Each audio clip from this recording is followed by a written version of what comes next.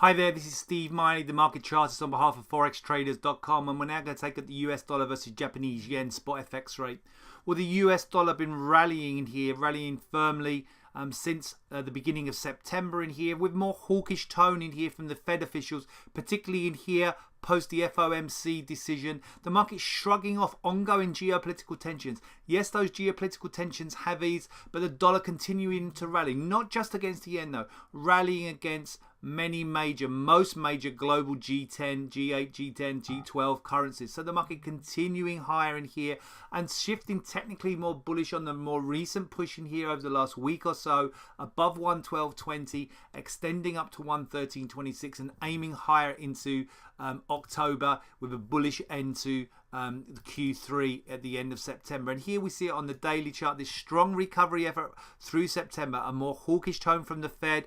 And then yes, geopolitical tensions have receded regarding Korea to some extent, but we've still had some testing times through here, through these last 2 to 3 weeks, but the market rallying anyway. No appetite for holding yen for that safe haven. The dollar strengthening due to a more hawkish tone from the Fed and a more upbeat economic outlook, and a similar bullish tone in here for dollar CAD, a similar path higher from early to mid-September, re-energizing through the FOMC meeting in mid-September. And although you've got this dominant down theme in here, this downtrend from May, remember, was primarily due to a more hawkish Canadian central bank, the Bank of Canada, more hawkish. They've shifted slightly back to slightly more dovish, having had the 2 rate hikes. So a slightly more dovish shift there, alongside a more hawkish tone for dollar CAD, from the Fed, has allowed dollar CAD to push higher. And should we get above 126.63, that would neutralize the bearish theme, with risk of a push above 127.78,